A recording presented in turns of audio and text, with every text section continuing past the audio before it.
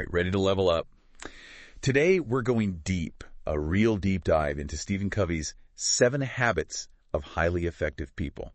A classic. It was a classic. We've got a ton of sources, book summaries, analyses, real-world stories, but we're going beyond just, the surface level. Absolutely. We're going to see if these habits actually hold up. Do they work? Right. Everyone throws around those 7 habits, but do they really work? We'll find out. That's what we're here to do. That's what we're going to do. We'll be digging into not just what they are, right, but the WHY. Yes, the why behind them. And how they can really change how you approach everything. Everything, exactly. And some of those tricky questions that come up, when you really start to think about this. What happens when being proactive turns into burnout? Or trying to think win-win when, you're in a really cutthroat situation. Yeah. Well, we're not shying away. No, we're not. They're the tricky parts. We're going there. Yeah. It's all about finding that sweet spot. Right. Between understanding the ideas and actually figuring out how to apply them to, make them work for you. Make them work for you. Exactly. In your life, in your specific situation. Yeah, exactly. Yeah.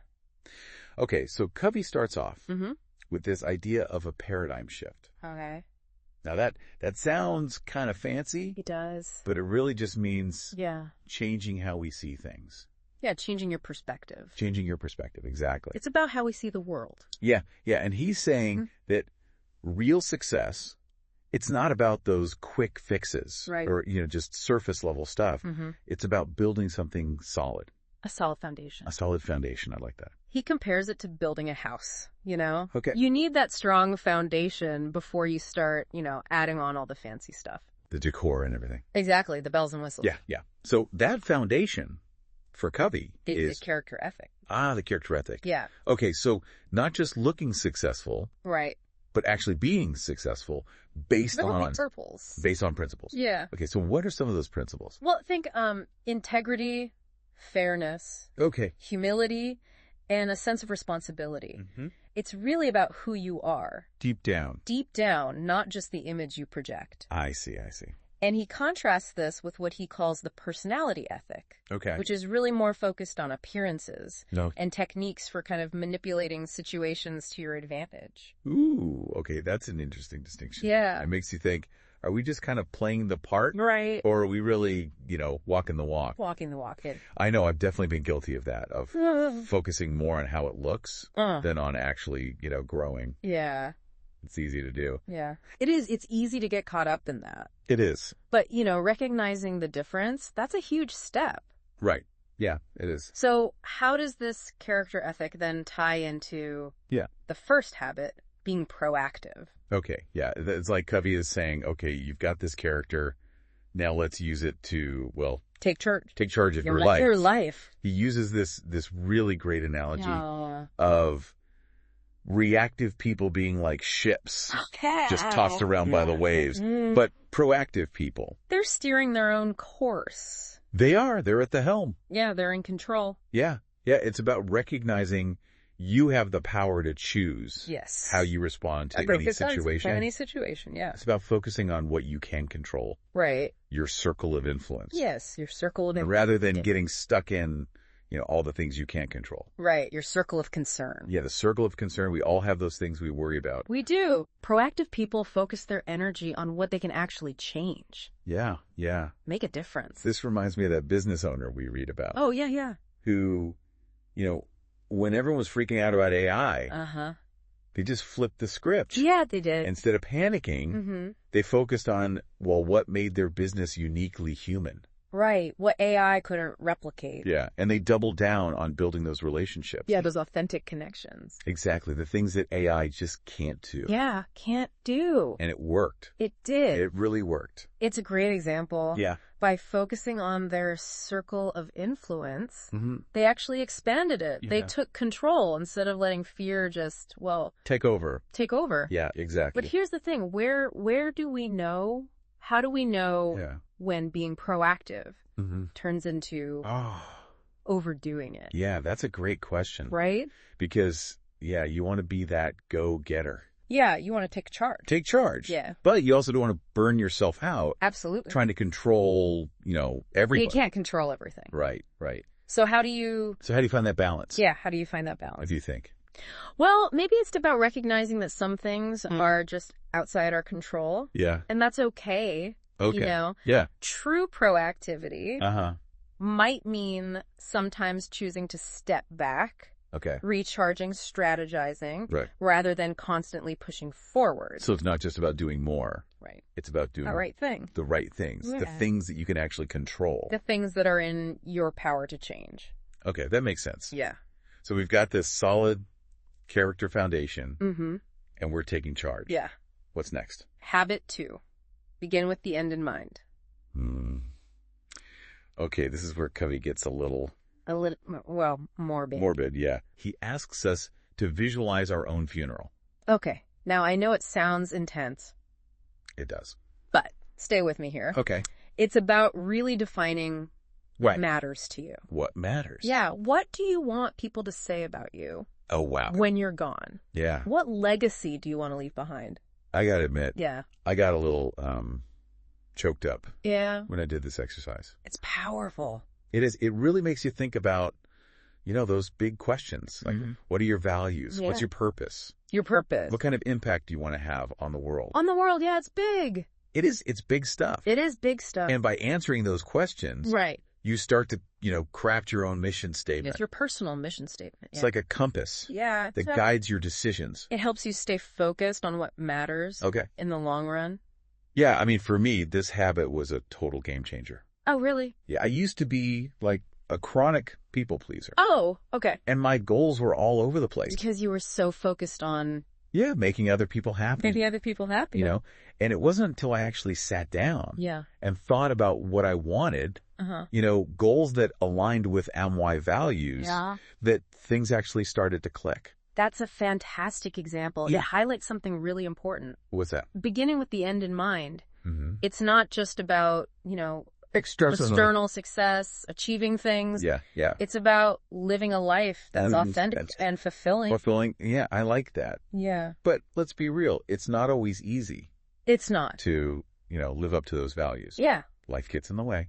Life gets busy. Busy, yeah. Distractions pop up. All the time. All the time. Yeah. And sometimes we find ourselves, kind of drifting off course. Absolutely, it happens. It does happen. That's where habit 3 comes in.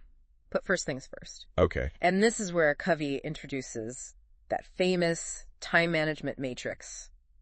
Urgent versus important. Oh, yes. I've heard of this one. Yeah. All right. Break it down for us. Okay. What's the difference? So the difference... Between urgent and important. Between urgent and important. Yeah. And how do we avoid getting sucked into that whirlwind of all the urgent stuff? Yeah, because we often get trapped in that, right? Yeah. Reacting to the urgent, emails, the deadlines, the to-dos. Yeah, the never-ending to-dos. The never-ending to-dos, right. Yeah. But Covey's urging us to step back. Okay. And identify what's truly important. Important stuff. Yeah, the things that actually contribute to our long-term goals and our well-being. It's so easy to get caught in that hamster wheel. It is. Of just, urgent, urgent, urgent. It is. I know I've definitely fallen into the trap of, putting out fires all day and then realizing, wait a minute. Yeah. I haven't actually moved forward. You haven't made any progress. On the things that really matter. On the things that really matter. Yeah. It happens to the best of us. It does. It does. So think about it. Okay. Nurturing relationships, investing in personal growth, taking care of your health. These are all important things. They are, but they rarely have that urgency, Yeah, they don't. That in-your-face urgency. Yeah. Covey would call these quadrant 2 activities. Okay. Important, but not urgent. And yet they're the things that really make the biggest difference. They are. They're the things that matter most. So how do we break free? Break free. From that urgency trap. And prioritize those quadrant 2 activities. Right. How do we get to that? What do you think? Well, Covey ties this back to the Pareto principle. Yeah. The idea that 80% of our results come from 20% of our efforts. 80-20 rule? The 80-20 rule, exactly. Yeah. It's about identifying those high-impact activities. Okay. And really prioritizing them. Okay. And sometimes that means learning to say no. Ooh, no is a hard word. It is. It is. But a powerful one. A powerful word, yeah. Yeah. Delegating effectively. Okay. And creating space for what truly moves the needle. Learning to say no was huge for me. Really? Oh, yeah. It's so easy to get caught up in, that feeling of obligation, not wanting to disappoint people. Right, right. But once I started saying no to the things that didn't align with my goals, it was amazing. What happened? How much time and energy I had for the things that really mattered. That's such a powerful realization. It was? It's not selfish to protect your time and energy. Yeah. It's an act of self-respect. I like that. It allows you to really show up for the things that matter. The things that matter. The things that align with your values and your goals. Okay, so we've got our inner game figured out. Right. We're taking care of ourselves. Taking care of ourselves. We're being proactive. Yeah. We're starting with the end in mind. We're putting first things first. We're prioritizing. Okay, so now it's time to, I guess, apply those principles to how we interact. With others. With others. Right. Here we go. Habit 4. Think win-win. Think win-win. This is a big one. It is a big one. It's about shifting from that competitive mindset to one of collaboration and mutual benefit. So we're not trying to, beat each other down. No, we're not trying to win at all costs. Okay. Covey argues that the most effective people, they strive for situations where everyone involved feels like they've gained something. They've all won. They've all won. Exactly. Okay, but let's be real. Sometimes that feels impossible. It can. The world can be pretty cutthroat. It can be, especially in certain industries. Yeah, so what happens when you're dealing with someone who's just out for themselves? Right. How do you apply think win-win then? It's a good question, and Covey acknowledges that not every situation is going to be a perfect win-win. Right.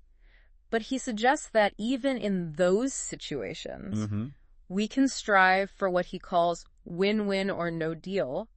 Okay, no deal. What does that actually look like? What does no deal look like? In the real world. In the real world, yeah. Yeah. It means being willing to walk away from a negotiation or an interaction if you can't find a solution that benefits both parties. So it's about recognizing that sometimes the best solution is to just disengage, yeah. Yeah. That makes sense. It's about knowing your boundaries and being willing to walk away. Yeah. Even if it means potentially losing out on something. In the short term. In the short term, yeah. It's about playing the long game. Long game. Prioritizing relationships and integrity over those short-term gains. Okay, I love the example Covey uses about illustrating win-win. Oh, yeah. With the two people arguing over an orange. The orange, it's a classic. It is. So, in a win-lose situation, one person takes the whole orange, the other person gets nothing. Right, but in a win-win, they figure out that, one person only needs the peel. For a recipe.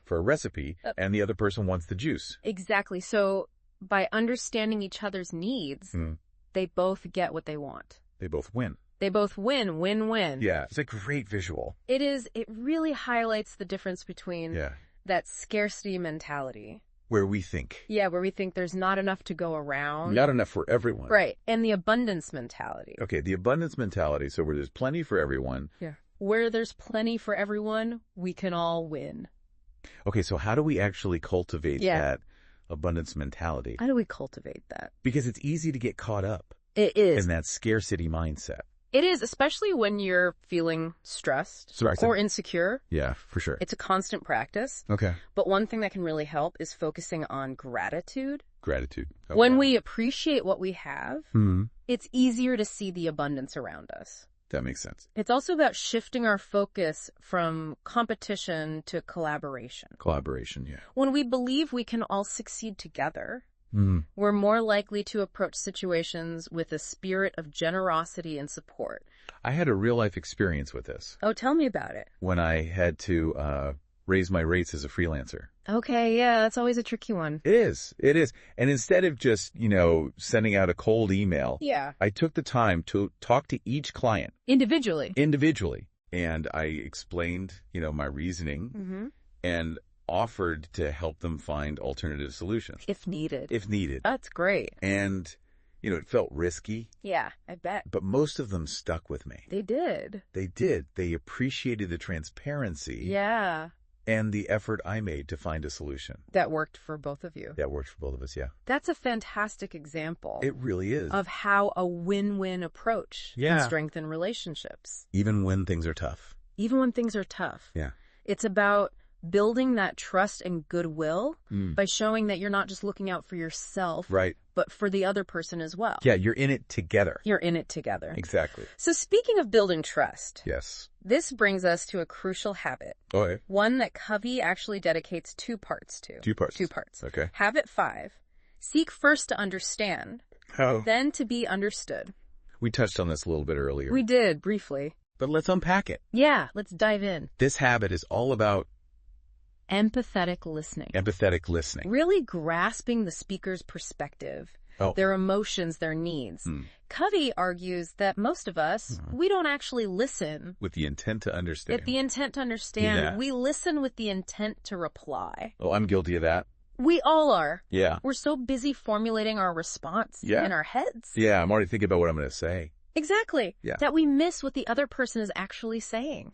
So true. And it's not just about the words. Right. Right. It's about those nonverbal cues. It is. It is. The body language. The body language, yeah. The tone of voice. The tone of voice, The pauses. The pauses, yeah. It's all part of it. It's all part of it. Okay.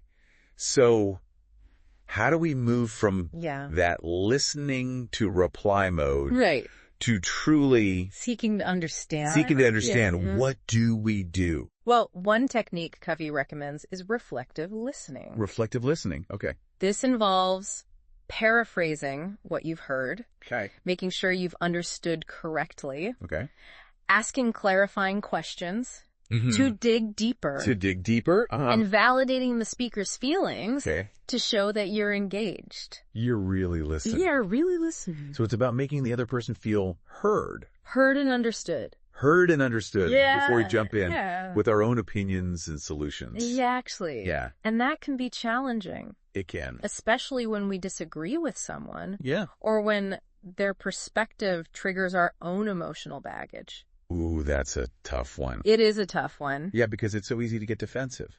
It is. Or jump in with our own rebuttal. Especially when we feel strongly about something. Yeah, absolutely. Yeah.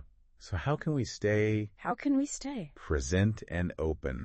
Even when things get heated. Well, one thing that can help is remembering that seeking to understand doesn't mean agreeing. Okay, so you don't have to agree. You don't have to agree. To understand. Understand. Okay. You can validate someone's feelings. Okay.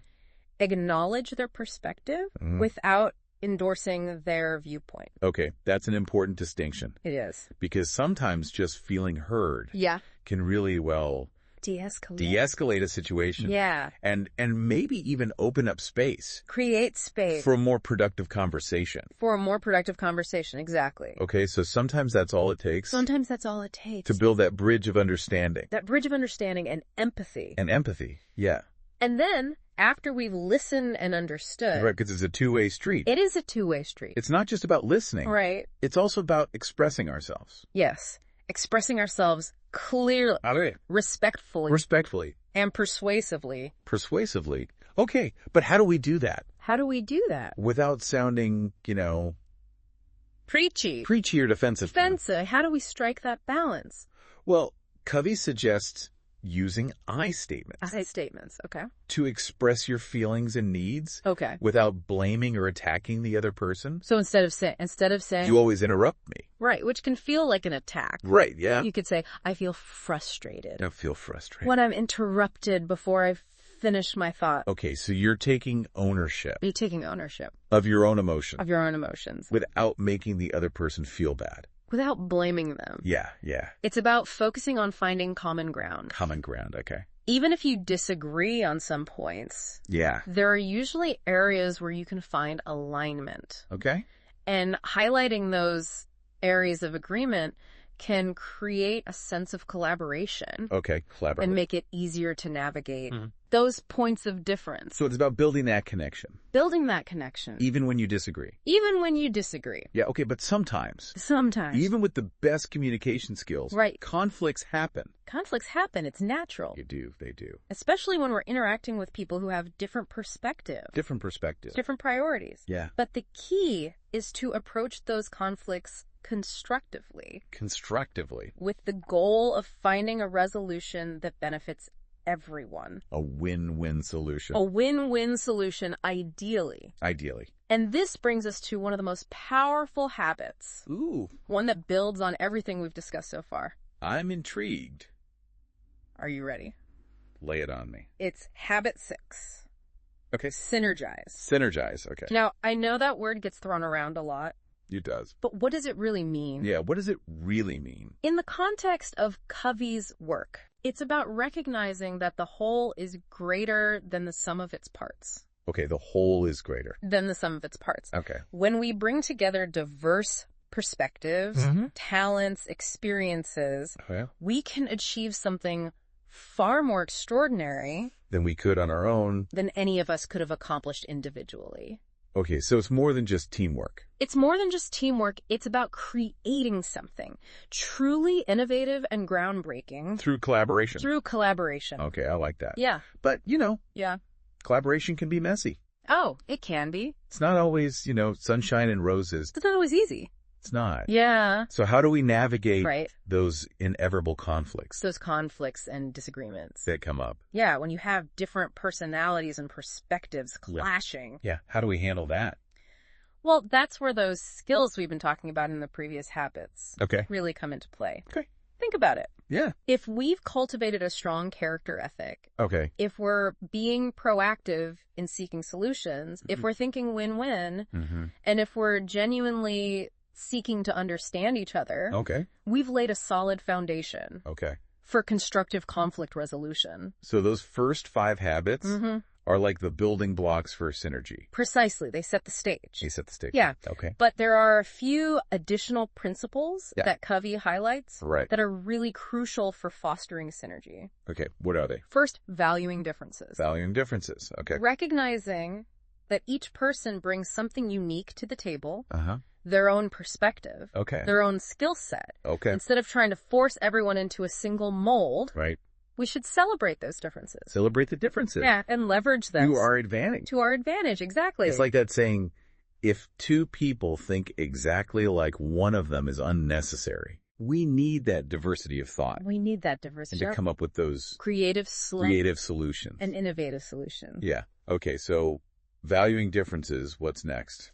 Second, focusing on building on each other's strengths. Building on each other's strengths. Okay. When people feel like their talents and abilities are valued and appreciated, they're more engaged and more likely to contribute their best work. It's about creating a culture where everyone feels like they're contributing. Exactly. Where everyone feels valued. Well, third, fostering a spirit of cooperation. Cooperation, not competition. Not competition, right? Yeah. Synergy thrives in an environment where people feel safe. Safe to share their ideas. Okay. To challenge assumptions and to build on each other's contributions. So it's about recognizing that we're all on the same team. We are. Working towards that common goal. Exactly. We're all in this together. Okay. I like that. And finally, embracing creativity. And innovation. Synergy is all about generating new ideas. Exploring new possibilities. Pushing beyond the status quo. I love that. Yeah. It's about creating a culture where failure is seen as a learning opportunity. As a learning opportunity. Not a setback. And where people are encouraged to take risks. And think outside the box. Think outside the box. Now, before we move on to the final habit, let's go back to something we touched on earlier. Sharpening the saw. Remember we talked about nurturing all 4 dimensions of our being? Yes, I remember. Physical, spiritual, mental. And social emotional. That's right. And this one really resonates with me. Yeah. It's so easy to get caught up. In the hustle and bustle. Of life. And we neglect our own well-being. We neglect ourselves. Yeah. It's essential to remember that you can't pour from an empty cup. I like that. If we're depleted and exhausted, we can't show up as our best selves. In any area of life. Let alone strive for synergy with others. That's so true. But sometimes it feels like there just aren't enough hours in the day. Not enough hours. For everything. Yeah. So how do we find the time and energy to prioritize our well-being? Well, it's about making small, consistent choices. Consistent choices. It's not necessarily grand gestures. Okay. Can you fit in a 20-minute walk a few times a week? Okay, a walk? Maybe swap out some mindless social media scrolling. Oh, yeah. Guilty. For 15 minutes of reading something inspiring. Okay, yeah, something that feeds the soul. Something that feeds the soul, exactly. Even 5 minutes of meditation before bed can make a world of difference. 5 minutes. Okay, so little things can make a big difference. Little things can make a big difference. Consistency is key.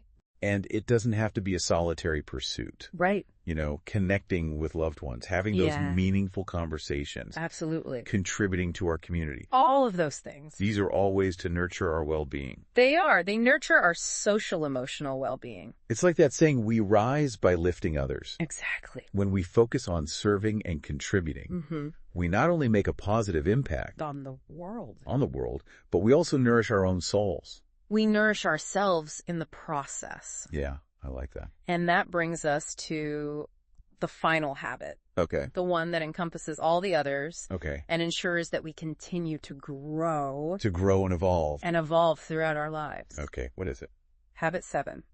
Sharpen the saw. Sharpen the saw. You know, when we first talked about this habit, I thought it was just about self-care. Oh, okay. Like taking bubble baths and getting enough sleep. Right. But it's so much more than that. It is so much more than that. Isn't it? It's about continuous learning. Growth. And renewal. It's about investing in all aspects of our well-being. All 4 dimensions. Physical, spiritual, mental. And social emotional. To ensure that we have the energy and the inspiration. The resilience. The resilience. To keep showing up as our best selves. Yeah. Day after day. And it's not about being perfect. No. In all those areas. It's not about perfection. Right. It's about finding a balance that works for you. A balance that works for you. And making those small, consistent efforts. These small, consistent efforts. To nurture your well-being. Okay, I like that. So some days you might prioritize physical renewal. Okay, physical. By going for a run or hitting the gym. Okay. Other days you might focus on mental renewal. Mental renewal. By reading a thought-provoking book. Okay. Or learning a new skill. Okay. And still other days you might prioritize social emotional renewal. Okay, social emotional. Of spending quality time with loved ones. Or engaging in acts of service. It's about listening to your body and soul. Yeah. And responding to those needs. With love and compassion. With love and compassion. I like that. Yeah. So it's about progress, not perfection. Progress, not perfection. That's the goal. That's the goal. Okay. And every small step we take towards sharpening the saw. Sharpening the saw. Is a victory. It's a victory. Yeah. It's about creating something new. Something truly new. You think about some of the most incredible achievements in human history. Okay. Like scientific breakthroughs. Okay, yeah. Artistic masterpieces. Social movements that change the world. Yeah, those are all big things. They are. They didn't happen. They didn't happen in isolation. With just one person. No, they were the result of people coming together. Okay. Sharing ideas, challenging assumptions. Okay. And building on each other's strengths. It's like that saying, if you want to go fast, go alone. If you want to go far, go together. But let's be real. Yeah. Collaboration can be hard. It can be challenging. It's not always easy. It's not. So how do we navigate those conflicts and disagreements? Right. How do we handle those bumps in the road? Yeah, when you have all these different personalities and perspectives. Well, that's where all the skills we've been talking about in those previous habits really come in handy. Okay. You know, if we've built that strong character ethic, right. If we're being proactive in finding solutions, if we're thinking win-win, and if we're really trying to understand each other. Okay, so those first 5 habits, they kind of set us up. They set us up for success. For successful collaboration. For synergy. Synergy, okay. But there are a few more principles that are important for synergy. All right, tell me about them. First, valuing differences. Okay, valuing differences. Recognizing that everyone brings something unique. Yeah, their own perspective. Their own perspective. Their own skill. Their own skills and experiences. So instead of trying to make everyone the same.